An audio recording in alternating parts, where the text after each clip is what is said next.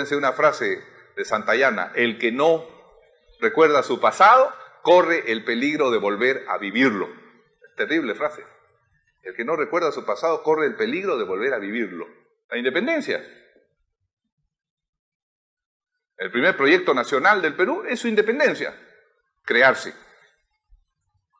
Ahora, sobre esto hay duda. ¿Es que los peruanos querían ser independientes? Cuando el general San Martín, que venía de Chile, desembarcó en la bahía de Pisco y avanzó hacia Lima, se quedó estacionado por las pampas de Pachacámac, a unos 20 o 30 kilómetros de Lima, porque dijo, así, y lo escribió: oiga, me parece que esta gente no quiere ser independiente de España. Y mandó una carta a Lima. Para que yo entre a Lima, dijo, primero firmen todos que quieren ser independientes. Con lo cual demuestra inteligencia San Martín. Oiga, ¿yo a qué entro a ser más papista que el Papa en un país que no quiere ser independiente? Están contentos con sus virreyes, sus oidores. Se creen todos parientes del rey de España, partida de acomplejados que han seguido quedando acá. Y entonces se reunieron apresuradamente el marqués de Zárate, el conde de San Isidro y muchos peruanos, muchos, y firmaron. Adelante el señor San Martín, que Lima lo recibe para proclamar la independencia del Perú. Y entonces San Martín, aprovechando un 28 de julio, pues como dijo Manuel Leitón en Trujillo, ¿ya se olvidaron? Aprovechando un 28 de julio, proclamó la independencia. ¿Pero qué ocurrió?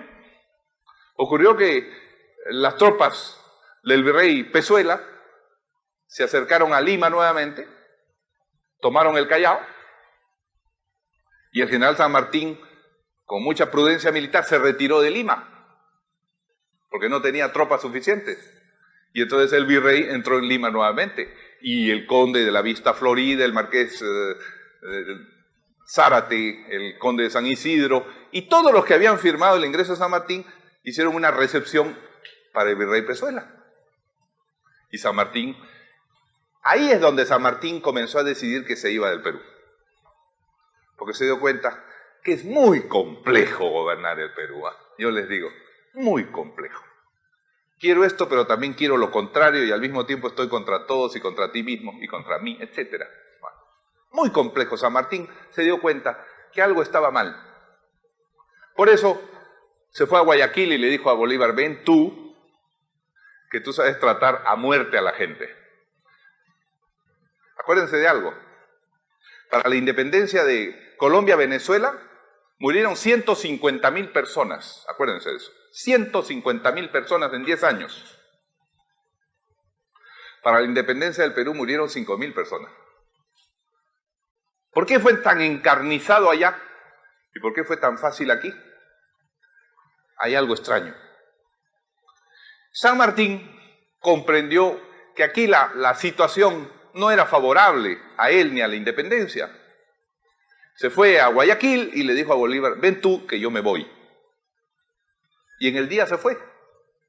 El 22 de septiembre de 1822 se fue. En eso fue grande San Martín.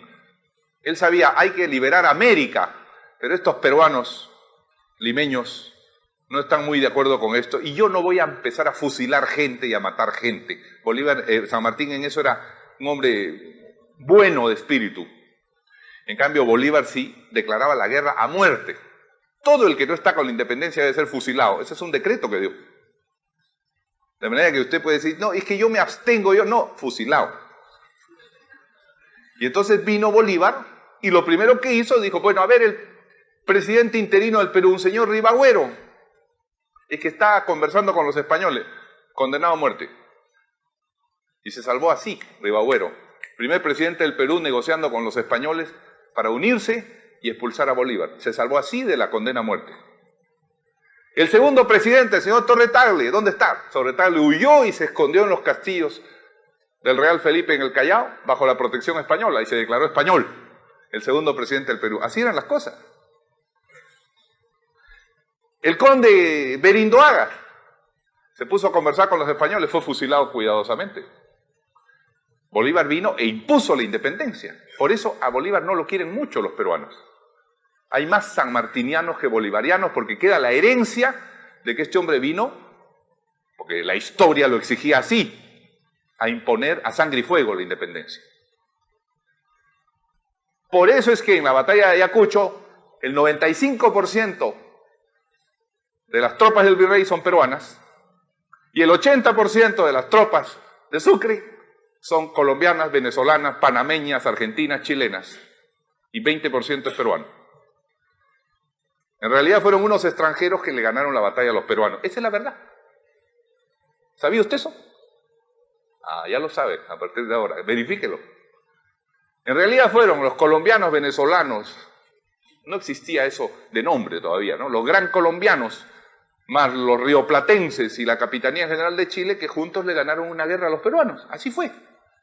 95% eran algunos semiblancos y mestizos de Lima y 80% era una masa indígena enorme del sur del Perú bajo las órdenes del virrey La Serna y al grito de ¡viva el rey, viva Cristo! Así fue. Porque el primer proyecto no era tal proyecto. Ese es el problema. Lo que parece ser lo primero, es decir, seamos independientes, resulta que nadie creía en eso. Usted ha sido una encuesta, ICPI, qué sé yo, estos Datum, todos estos mercachifles, hacen una encuesta. Si hubiera sido limpia, salía, no, mire, mejor estamos con España, ¿no? Bolívar es un negro, San Martín es un hombre que no es de aquí, etcétera. Déjenos como estamos. Esa era la tesis. De manera que el primer proyecto fue a medias. Ahora bien, ¿qué ocurrió con la guerra de la independencia? ¿Qué ocurrió? ¿Qué ocurre en una guerra? A ver, ¿quién me explica?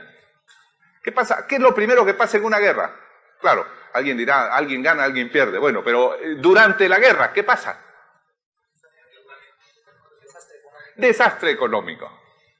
Los ejércitos van de aquí para allá, se llevan los caballos, las mulas, se comen las cosechas, reclutan a la gente, o la gente se deserta y va corriendo por otros lados. Al señor Castilla, la deuda de la independencia, se le ocurrió lo siguiente. En 1857 se levantó en armas contra otro gobierno que había en ese momento. Y como necesitaba tropas, y también algo de demagogia, en Huancayo proclamó la libertad del negro. Ustedes saben que San Martín en 1821, con gran prudencia política y además con una maldad para no desorganizar las cosas, proclamó la libertad del negro, que naciera después del 28 de julio. Pero todo el negro que está antes sigue siendo esclavo. Es una medida política intermedio. ¿Ah? Entonces el negro sigue siendo esclavo, dice, pero mi hijo será libre. Ah, ya. Pero siguió existiendo, y claro, todos los que iban naciendo en esos años se han nacido antes, ¿ah? Y los propietarios los tenían por negros nacidos antes. De manera que en 1857 todavía había una buena cantidad de negros esclavos. Y el general Castilla dijo, proclamo la libertad de los negros. Excelente, qué bueno. Pero se olvidó de decir lo siguiente, él no proclamó la libertad, él dijo, compraré la libertad de los negros. Entonces se proclama que debe ser libre cada negro, y usted me trae su negro, y yo le pago a usted la libertad del negro, y el negro queda libre, pero usted se va con 50,000 pesos. Entonces, el Perú compró la libertad de todos los negros esclavos, le pagó a los dueños, los indemnizó. No era por principio humano, de derecho humano, sino compra. Y de esa manera, los que ya habían sido enriquecidos con la deuda de la independencia fueron enriquecidos con la compra de la libertad de los negros. Y la pregunta es, ¿y ahora quién va a hacer el trabajo de esos negros? Porque, entre paréntesis, cuando en 1530, 1570 se produce la colonización y conquista, el gran problema es que todos los españoles y cronistas dicen, Oiga, hay población indígena, pero es débil. Físicamente es débil. Está escrito en los libros de Buffon, de los analistas y naturalistas de esa época. Estos indios de allá del Perú son débiles. Le pone 3 kilos, se caen. Es verdad. Y aparte de eso no trabajan. Por eso es que trajeron negros. Don Bartolomé de las Casas, Fray Bartolomé de las Casas, ¿no?, que en 1520 se fue donde Carlos V de España a decirle hay que dar leyes que protejan a los indios. Y le dijo, vamos a proteger a los indios, pero hay que autorizar el comercio de esclavos con América. Y entonces Fray Bartolomé, fíjese la contradicción, dice, voy a proteger al indio, pero es el primer negrero de América. Él es el que permite la importación, que todos estamos más o menos, se reconoce por todos lados. Pobres chinos a 5.000 metros de altura llevando fierros y poniendo los puentes ahí del infiernillo. Chinos. Y abajo hay un cementerio chino enorme. Murieron miles de chinos, esclavos, con cadenas. Y fueron a la hacienda Roma, Chiclín, Casagrande, todas las haciendas, los chinos. Fueron los segundos mártires, primero los negros, después los chinos. Pero eso hizo don Ramón. Sin embargo, como había fortuna, vino el orden. El orden y la riqueza. Y entonces en 1870 surgió el tercer proyecto nacional. ¿Cuál fue el tercer proyecto nacional?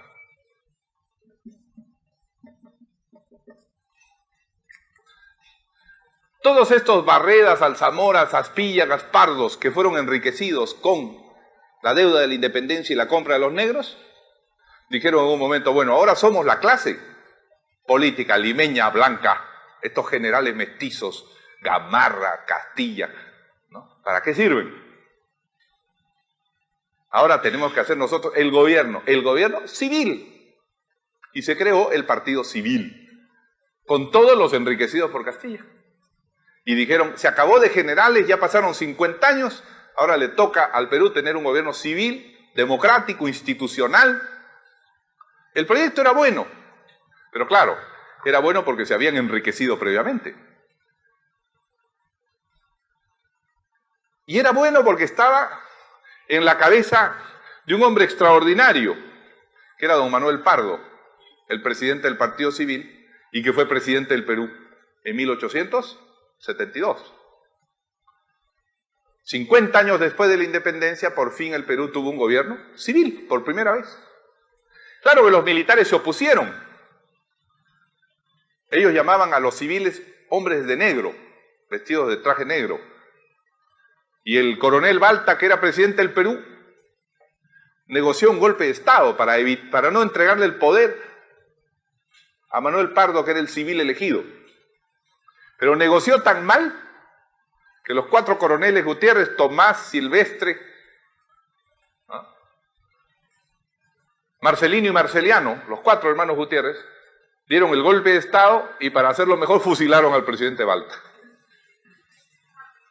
que había negociado con ellos no entregar el poder a Pardo, pero le fue mal, pues no hay que negociar así nunca. Pero entonces la reacción del populacho quemó a los 4 hermanos Gutiérrez, se salvó uno solo. A los 3 los colgó de las torres de la catedral. Y fue presidente Manuel Pardo. Pero Pardo tuvo un serio problema. Él tenía hermosos proyectos de centralización.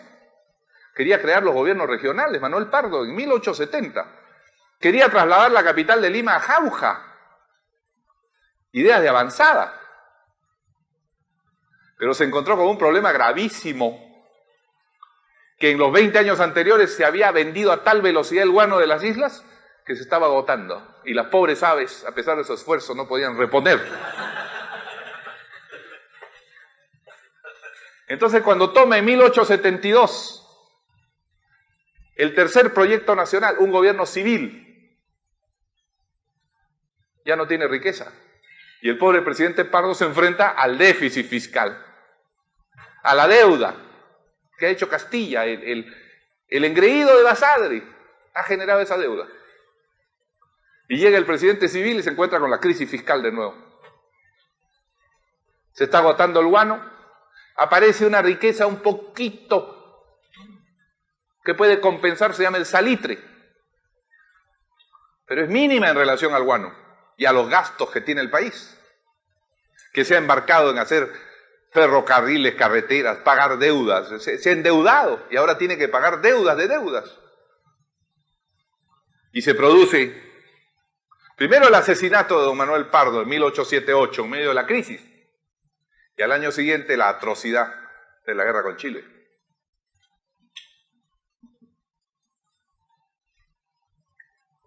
Que termina por derrumbar lo poco que se había construido. Y entonces Chile se lleva el salitre, Chile asola, avanza el ejército chileno, destruye todo, es como una guerra de la independencia de nuevo, todo destruido. Se van hasta Piura, la expedición de Lynch, cobrando cupos a todos, pague o muere, pague o le vuelo la hacienda, le quemo la hacienda, y como seguramente por amarretes no quieren pagar, entonces queman haciendas una tras otra, destruyen puentes, caminos. Se van el año 83, recién se van 4 años después, se van del Perú y dejan el Perú absolutamente destruido.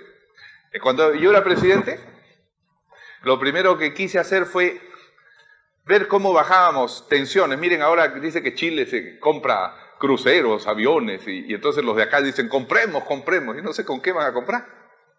Pero lo primero que hice llegando, aunque yo no lo miré ni le di la mano a Pinochet nunca, pero dije, bueno, vamos a bajar las tensiones con Chile. Y invité 20 generales chilenos que estuvieron una semana en el Perú a reunirse con 20 generales peruanos. Participé en las reuniones y trago va, trago viene, conversaciones. Vamos creando un ambiente de amistad, por lo menos. Yo recuerdo que los recibí en Palacio de Gobierno, a los 20 generales, con el comandante general de Chile, todos unos nazis, eran unos alemanes de uniforme. Nosotros tenemos tradición francesa, muchas cositas y de desfile, ellos tienen tradición alemana, por eso su color de uniforme, ¿no? Impresiona más. Llegaron los generales a Palacio, los recibí en la puerta, generales, y después les dije, adelante. Y me preguntaron, ¿por dónde? Yo le dije, ustedes estuvieron en este palacio 3 años, yo llevo 1 mes, pasen nomás, conocen mejor el palacio que yo. Cuando se fueron ellos, en 1883, pero ¿es verdad o no? Dice, él conoce la casa mejor. Cuando se fueron en 1883, el Perú quedó otra vez como en 1821. No hay nada, no hay minas, no hay guano, no hay salitre, no hay cosechas, no hay nada. Los negros se habían sublevado. Cuando el ejército chileno estaba por entrar a Lima, se sublevaron los chinos, se cansaron de ser oprimidos desde 1850 y hubo una sublevación china en Lima. Tuvo que intervenir la tropa chilena para detener la sublevación china, que era el pueblo oprimido. Entonces, se van los chilenos y otra vez vuelven los militares al poder, pues. Viene el general Cáceres, que lo hizo bien, pero dice, ahora me toca a mí ser presidente porque yo resistí, y voy a ser presidente 5 años y después me voy a quedar otro periodo, y voy a poner a mi compadre Morales Bermúdez y después de él voy a volver a hacer el militarismo de nuevo, igual que entre 1821 y 1850, el Perú empobrecido. Entonces surge la figura, en esta segunda etapa extraordinaria, de Nicolás de Piérola, que vuelve al poder venciendo al militarismo en una batalla en las calles de Lima, es presidente y propone un tercer proyecto nacional, un cuarto proyecto nacional, que es la exportación. Piérola, 1895, la exportación. La X es exportación y la M importación, ustedes saben. ¿Qué es lo que dice Piérola?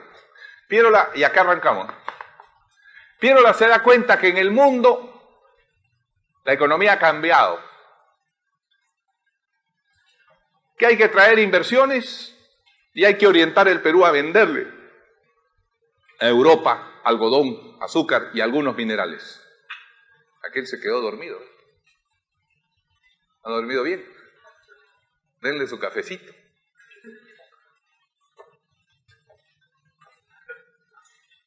Piérola se da cuenta que tiene que orientar el Perú a la exportación, y esa es su genialidad, porque por los próximos 30 años el Perú va a tener una relativa estabilidad debido a que exporta algodón, azúcar y algunos minerales. O sea, ha recuperado la senda del crecimiento el Perú gracias a Piérola. Ese es el proyecto exportador de Piérola. Ahora, hay un quinto proyecto. Estamos en 1919 y es el presidente Leguía que trae el proyecto de modernización del Estado. Leguía es un hombre formado en Inglaterra y en escuelas inglesas, en Valparaíso, en Chile. Y Leguía se da cuenta de algo. Primero, que la clase política que domina el Perú todavía es los hijos y los nietos de los enriquecidos por Castilla. Y Leguía dice, hay que traer gente nueva, hay que meter la clase media en el Estado. Ese es su proyecto de modernización. Y hay que meter mestizos en el Estado. Entonces, por ejemplo, él conoce un señor director de escuela que se llama Escalante, José Ángel Escalante, que es hombre de confianza de él, que es un mestizo, un pobrecito, no tiene dinero, no es un enriquecido. Y él lo hace ministro de Educación, por ejemplo, ¿no? Y comienza a traer gente así. Es un proyecto de modernización, digamos, de democratización del Estado, pero desde arriba, ¿no? Te escojo, te escojo. Vamos a renovar la clase política. Eso es lo inteligente de Leguía. Y en segundo lugar se da cuenta de algo en 1919. Piérola tenía razón, hay que exportar y vender, pero ya no a Europa, sino a la nueva potencia que están haciendo, los Estados Unidos. Esa es la segunda parte de la modernización de Leguía. Hay que orientarse y aliarse con los Estados Unidos. Y parece que eso va teniendo, por eso se queda. Se reelige 3 veces. Se queda hasta que ocurre algo tremendo que no depende de Leguía ni de los peruanos. Ocurre algo en el sol del universo, que es la enorme crisis de 1929, que nadie se imaginó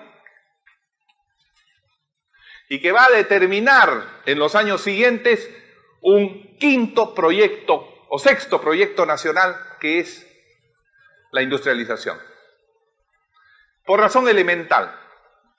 Hasta entonces el Perú produce algodón, azúcar, cobre, lo vende y con eso compra bicicletas, automóviles.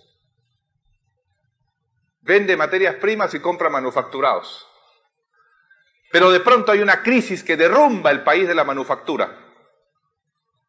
Y la tesis nueva en América Latina es, vamos a sustituir esas importaciones, es decir, vamos a producir manufacturas nosotros.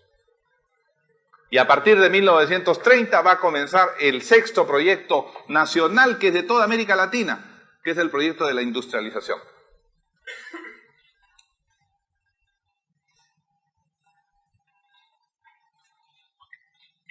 Que va a durar 40 años, casi hasta 1970. Y va a durar porque en el mundo va a haber un proceso de industrialización impulsado por el presidente Roosevelt primero y por Estados Unidos después. Un séptimo proyecto nacional, para abreviar, es en 1968 la revolución militar, es decir, la redistribución del país. Hagamos reforma agraria, nacionalicemos el petróleo y las minas y busquemos redistribuir al interior de la empresa a través de la comunidad industrial. ¿Se acuerdan de eso? ¿La comunidad industrial? ¿Alguien sabe? ¿No? La comunidad industrial es más o menos así. Tengo una empresa donde el propietario es propietario de todas las acciones, pero tiene que pagar salarios. Entonces, por ley establezco que pague salarios, pero cada año paga una cantidad a lo que llaman comunidad industrial.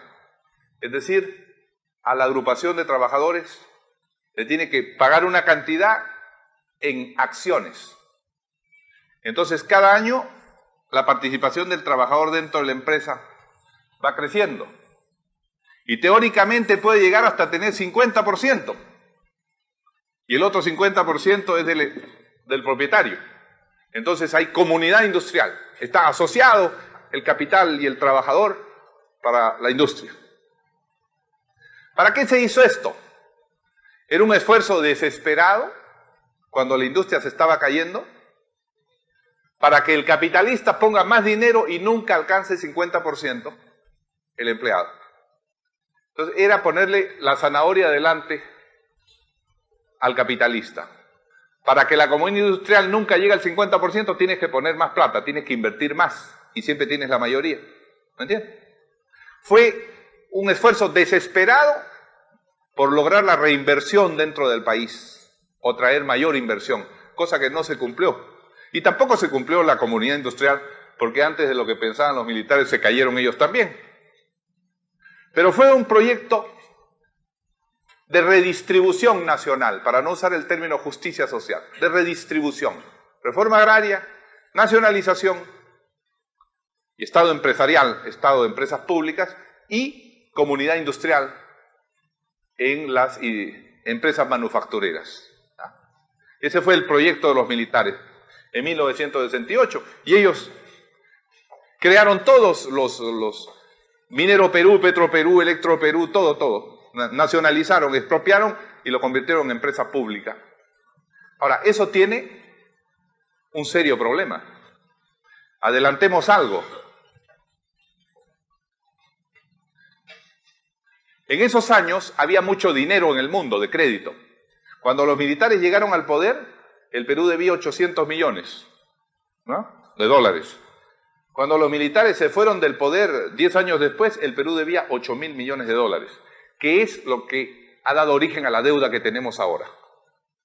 Con esos 8.000 millones de dólares, era fácil crear empresas públicas. Yo me tomo las empresas eléctricas que eran privadas y declaro Electro Perú del Estado. Y si quiero hacer una nueva represa para crear más energía, yo tengo que poner el dinero, pero tengo deuda. Entonces hago Charcani, comienzo Carhuaquero con plata del Estado, con deuda del Estado. Ahora, ¿qué ocurrió? Que 10 años después se acabó el dinero en el mundo. Y vino la crisis de la deuda. Ya no decían te presto, decían págame lo que te dé antes. Y los militares se fueron. Y entonces, ¿qué pasó? Como todas las empresas eran públicas y ya no hay crédito en el mundo, ¿quién hace la inversión? Teóricamente debía ser la inversión privada, pero la inversión no viene porque la empresa es del Estado. ¿Cómo va a venir? Y caímos en la trampa. Y entonces no hubo inversión durante 10 años. Ese es el gravísimo problema en el cual nos metieron los militares. Ya dicen que el infierno está cubierto de buenas intenciones, ¿verdad? A ver, usted está dudando. Le repito la explicación. Usted tiene empresas eléctricas privadas, empresa minera privada, etc. Entonces llegan los militares y dicen, vamos a hacer la justicia social. ¿Y cómo se hace la justicia? Primero el Estado tiene que ser propietario de las fuentes de producción. Me quedo con la energía eléctrica, me quedo con las minas, me quedo con el petróleo. Muy bien, excelente. ¿Y cómo hace las inversiones en máquinas, en nuevos proyectos? Pido prestado, el Estado pide prestado. Entre el 70 y el 80 había dinero en cantidades. Como veremos, los petrodólares, la plata de los árabes, se prestaba. Entonces yo soy dueño de Petro Perú, necesito 200 millones para hacer nuevos pozos. Me prestan, el Banco Europeo me presta y hago mis pozos. Está funcionando. Muy bien. Pasan 10 años y de pronto los bancos me dicen, oiga, ya no le presto ni un centavo, ahora págueme lo que le presté antes. Y comienza la crisis de la deuda en el año 80, pero ya no están los militares, ya se fueron. Y uno dice, ¿y ahora quién va a hacer la inversión en Petro Perú o en Electro Perú? Ah, no sé. Ese es su problema, dice el banco. Usted me paga lo que yo le presté.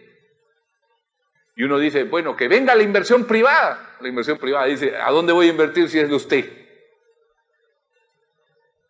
Es la trampa, ¿entiende? Parece que funciona 10 años mientras hay deuda. Se acaba la capacidad de endeudamiento, trampa, porque ya nadie viene y nadie me presta. Entonces se detienen las empresas y comienza la crisis. Eso fue lo que pasó. Ahora, nosotros, de puro bobos, esa es la verdad, y lo van a leer en el libro, porque hay que saber hacer autocrítica, ignoramos las ideas de Haya de la Torre, que decía, hay que traer capital extranjero, inversión, porque es la única manera de generar empleo. Y nosotros dijimos, lo que han hecho los militares es muy bueno, ese es aprismo. Y no era aprismo, es decir, encerrarse sin inversión, no es aprismo, pues. Hay que saber traer capital, porque si no, todo muere en las buenas intenciones y acaba sin inversión, sin empleo y en crisis. El que no, acuérdense de una frase de Santayana, el que no recuerda su pasado, corre el peligro de volver a vivirlo. Terrible frase. El que no recuerda su pasado, corre el peligro de volver a vivirlo. Muy bien. Pero los militares, ellos creían pues en la justicia y tal, pero no calculaban las consecuencias económicas.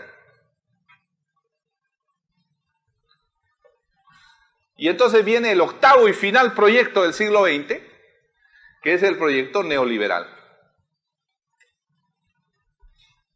Es decir, el proyecto de desmontar todo lo que hicieron los militares. ¿Pero por qué? Porque el mundo está en otra fase ya. El mundo está en otra cosa. Y entonces viene Fujimori y dictatorialmente y a la bruta y sin anestesia ni nada, comienza a vender todo, a quitarle los beneficios sociales a todo el mundo, a expulsar trabajadores,